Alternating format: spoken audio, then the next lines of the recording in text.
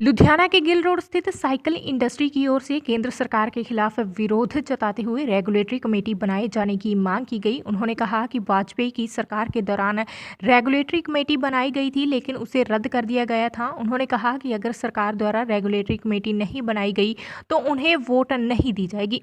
इस दौरान मीडिया से बातचीत करते हुए उद्योगपतियों ने कहा कि इलेक्शन का समय है, लेकिन सरकार इंडस्ट्रियलिस्ट की समस्याओं का समाधान नहीं कर रही। उन्होंने कहा कि लगातार रॉ मटेरियल और स्टील प्राइसेस में इजाफा हो रहा है, जिस पर सरकार का कोई ध्यान नहीं है। वह कॉरपोरेट घरानों को फायदा पहुंचाने के लिए उनके हाथों में यह कमान सौंप रही है। कहा कि इस पर सरकार को ध्यान देना चाहिए, इंडस्ट्री को बचाना चाहिए। उन्होंने कहा कि इससे इंडस्ट्रियलिस्ट ही नहीं बल्कि आम लोग भी महंगाई के दौर का सामना कर रहे हैं। इस दौरान उन्होंने पंजाब की मौजूदा सरकार को भी इन हालातों में इंडस्ट्री का साथ देने की बात कही और कहा कि अगर सरकार की ओर से कोई ध्यान ना दिया गया तो वह बड़े लेवल पर संघर्ष कर अपनी फैक्ट्री बंद करने को मजबूर हो जाएंगे। उन्होंने यह भी ऐलान किया कि आने वाले समय के दौरान भाजपा को चलता करने के लिए वह वोट नहीं देंगे। धरनियां ते बहना पै रहा, डीजल पेट्रोल दीयां प्राइसिस इन्नियां वध गईयां, LPG दीयां प्राइसिस इन्नियां वध गईयां, स्टील ਜਿਹੜਾ ਅਸੀਂ 38 ਰੁਪਏ ਲੈ ਰਹੇ ਸੀ ਅੱਜ ਅਸੀਂ ਉਹ ਸਟੀਲ 82 ਰੁਪਏ ਲੈ ਰਹੇ ਹਾਂ। 82 ਰੁਪਏ 'ਚ ਵੀ ਨਹੀਂ ਮਿਲ ਰਿਹਾ, ਕਹਿ ਰਹੇ ਆ 5 ਰੁਪਏ ਦੀ ਇਨਕਰੀਜ਼ ਹੋਰ ਆ ਗਈ। ਸੋ ਇਹ ਗੱਲ ਕਰ ਰਹੇ ਆ ਜਿਹੜੀ ਛੋਟੀ ਇੰਡਸਟਰੀ ਆ ਉਹਨੂੰ ਸੈਂਟਰ ਸਰਕਾਰ ਤਬਾਹ ਕਰਨ ਤੇ ਲੱਗੀ ਹੋਈ ਆ। ਪੰਜਾਬ ਸਰਕਾਰ ਕੋਈ ਹੰਬਲਾ ਨਹੀਂ ਮਾਰ ਰਹੀ ਛੋਟੀ ਇੰਡਸਟਰੀ ਨੂੰ ਬਚਾਉਣ ਵਾਸਤੇ। ਅੱਜ ਅਸੀਂ ਇਹ ਗੱਲ ਕਰ ਰਹੇ ਕਿ ਅੱਜ ਇਹ ਜਿਹੜੀ ਦੀਵਾਲੀ ਆ 2 ਦਿਨ ਬਾਅਦ ਤੇ ਅੱਜ ਇੰਡਸਟਰੀ ਦਾ ਕੇਂਦਰ ਸਰਕਾਰ ਔਰ ਪੰਜਾਬ ਸਰਕਾਰ ਨੇ ਦਿਵਾਲਾ ਕੱਢਤਾ। ਅੱਜ 7 ਕਿਲੋਵਾਟ ਤੱਕ ਦੀ ਇੰਡਸਟਰੀ ਨੂੰ ਕਹਿ ਰਹੇ ਆ ਕਿ ਤੁਹਾਨੂੰ 3 ਰੁਪਏ ਯੂਨਿਟ ਸਸਤਾ ਦੇਵਾਂਗੇ, ਪਰ ਕਿਤੇ ਨਾ ਕਿਤੇ ਛੋਟੀ ਤੇ ਵੱਡੀ ਇੰਡਸਟਰੀ ਦੇ ਵਿੱਚ ਕੰਪੀਟੀਸ਼ਨ ਕਰਵਾ ਕੇ ਵੱਡੀ ਇੰਡਸਟਰੀ ਨੂੰ ਮਾਰ ਦੇਣਗੇ। ਜੇ ਵੱਡੀ ਇੰਡਸਟਰੀ ਮਰ ਜਾਏਗੀ ਛੋਟੀ ਇੰਡਸਟਰੀ ਮਰ ਜਾਏਗੀ, ਛੋਟੀ ਇੰਡਸਟਰੀ ਮਰ ਜਾਏਗੀ ਵੱਡੀ ਇੰਡਸਟਰੀ ਮਰ ਜਾਏਗੀ। ਸਭ ਨੂੰ ਲੈਵਲ ਪਲੇਇੰਗ ਫੀਲਡ ਦੇਣਾ ਚਾਹੀਦਾ। ਪਰ ਜੋ ਕੇਂਦਰ ਸਰਕਾਰ ਇਸ ਵੇਲੇ ਜਦੋਂ ਤੋਂ ਦੁਬਾਰਾ ਮੋਦੀ ਜੀ ਪ੍ਰਾਈਮ ਮਿਨਿਸਟਰ ਆਏ ਆ छोटी इंडस्ट्री और हर वर्ग नूं तबाह करके रखता। ते सानू नहीं पता काला बाजारी क्यों इन्नी वधा दी गई आ। हर चीज़ के प्राइसिस इन्ने वधाते हैं कि प्राइस लक तोड़ दिता वा इंडस्ट्री का। आ सारे बैठे हैं यूनाइटेड साइकिल पार्ट्स धरने ते।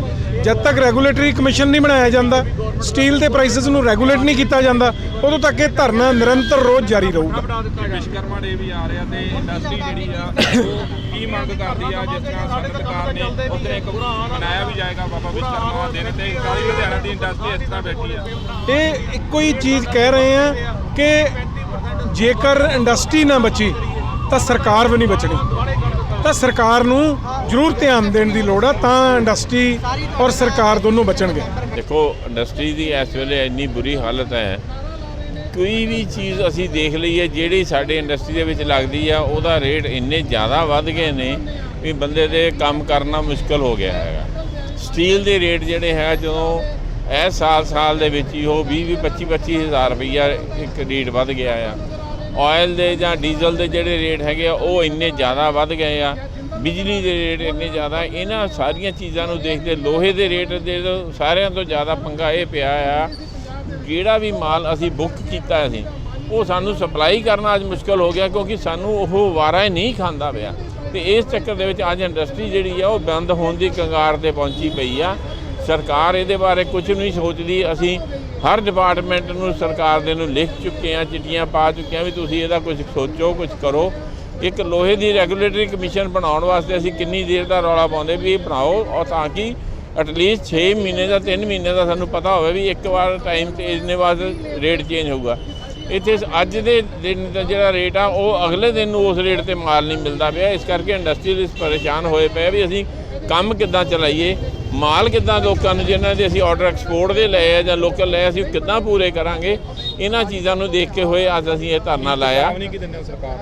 ਅਸੀਂ ਸਰਕਾਰ ਨੂੰ ਤਾਂ ਇਹੀ ਕਹਿੰਦੇ ਹਾਂ ਜੀ ਤੁਸੀਂ ਇਹਦੇ ਬਾਰੇ ਕੋਈ ਸੋਚੋ, ਨਹੀਂ ਤਾਂ ਜਿਹੜੀ ਇੰਡਸਟਰੀ ਬੰਦ ਹੋ ਜਾਏਗੀ, ਜਦੋਂ ਇੰਡਸਟਰੀ ਬੰਦ ਹੋ ਜਾਏਗੀ ਅਨਐਮਪਲੋਇਮੈਂਟ ਹੋ ਜਾਏਗੀ, ਲੋਕੀ ਜਿਹੜੇ ਸੜਕਾਂ 'ਤੇ ਫਿਰਨਗੇ, ਖੋਹਾਂ 'ਚ ਵੱਧ ਜਾਣਗੀਆਂ। ਦੂਸਰੇ ਪਾਸੇ ਜਿਹੜੀ ਹੈਗੇ ਰੈਵਨਿਊ ਬੰਦ ਹੋ ਜਾਏਗਾ ਸਰਕਾਰ ਦਾ।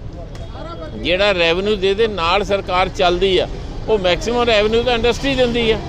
ਇੰਡਸਟਰੀ ਜੇ ਨਹੀਂ ਚੱਲੇਗੀ ਤਾਂ ਰੈਵਨਿਊ ਕਿੱਥੋਂ ਆਏਗਾ? ਰੈਵਨਿਊ ਆਏ ਤਾਂ ਸਰਕਾਰ ਕਿੱਥੋਂ ਚਲਾਉਣਗੇ? ਕੀ ਕਰ ਰਹੇ ਆ? ਕੀ ਰੋਲ ਆ ਇਹਦੇ ਵਿੱਚ, ਕਿਉਂਕਿ ਬੜੀਆਂ ਰਾਹਤਾਂ ਜਿਹੜੀਆਂ ਦਿੱਤੀਆਂ ਜਾ ਰਹੀਆਂ, ਘਰੇਲੂ ਬਿਜਲੀ ਉਤਪਾਦਕਾਂ ਨੂੰ ਦਿੱਤੀਆਂ ਜਾ ਰਹੀਆਂ ਤੇ ਪੰਜਾਬ ਦੀ ਇੰਡਸਟਰੀ ਨੂੰ ਬਚਾਉਣ ਦੇ ਲਈ ਅਜੇ ਕੁਝ ਨਹੀਂ ਕੀਤਾ ਜਾ ਰਿਹਾ। ਦੇਖੋ, ਇਹ ਜਿੰਨੇ ਮੇਨ ਮੁੱਦੇ ਨੇ ਨਾ, ਇਹ ਸਾਰੇ ਮੁੱਦੇ ਤਾਂ ਹੈਗੇ ਸੈਂਟਰ ਸਰਕਾਰ ਦੇ ਨਾਲ, ਜਿਹੜੇ ਲੋਹੇ ਦੇ ਆ ਜਾਂ ਜਿਹੜੇ ਆਇਲ ਜਾਂ ਡੀਜ਼ਲ ਦੇ ਹੈਗੇ ਆ।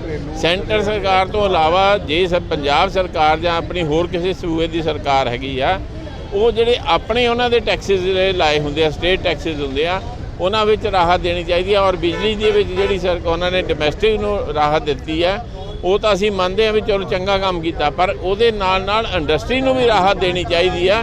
ਕਿਉਂਕਿ ਜੇ ਪੰਜਾਬ ਦੀ ਇੰਡਸਟਰੀ ਨੂੰ ਰਾਹਤ ਨਹੀਂ ਮਿਲੇਗੀ, ਪੰਜਾਬ ਦੀ ਇੰਡਸਟਰੀ ਨਹੀਂ ਚੱਲੇਗੀ, ਤਾਂ ਪੰਜਾਬ ਗੌਰਮੈਂਟ ਨੂੰ ਵੀ ਉਹਦਾ ਨੁਕਸਾਨ ਹੋਣਾ ਆ।